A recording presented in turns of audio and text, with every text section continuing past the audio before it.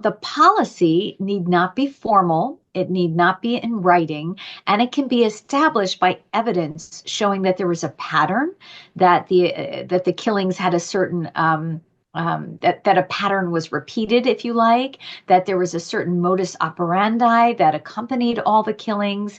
Obviously, the prosecutor will look for evidence of absolute direction or intent, but that's not necessary under the ICC elements of crimes. So the policy element is different than the systematicity element. And really, the objective there is just to show that the killings were not random.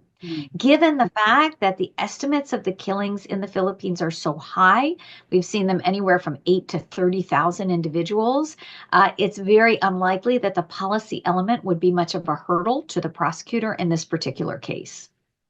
As it stands, the first case set of the prosecutor, a non-exhaustive list, they say, is 43 killings. What is the legal framework to establish that there was a nexus between the acts, the 43, and the system? Ah, interesting. So the killings you're going to have to show were taking place pursuant to the state or organizational policy, that the accused had an awareness of the policy. And I think that's not going to be difficult to show, again, in the particular instance.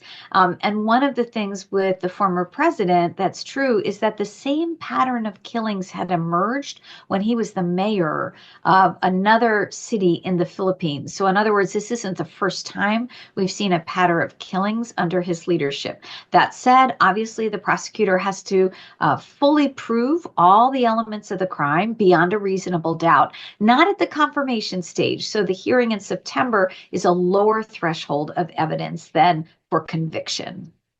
But it is substantial, right? I didn't mean to interrupt you. You know, cases do fall apart at the confirmation stage, and various challenges can be raised by the accused, as well as putting the prosecutor to its evidence.